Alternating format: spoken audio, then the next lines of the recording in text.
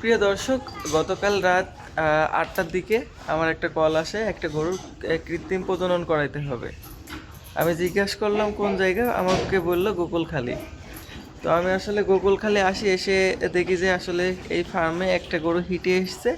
এর আগে 2টা ডাক্তার প্রজনন করিয়েছে, হিটটা মিস করেছে। পরবর্তীতে আমাকে বলে আমি সিমেন্ট দিই, দেওয়ার পর আমি বলি যে সকালে আমি আর একটা সিমেন্ট দেবো।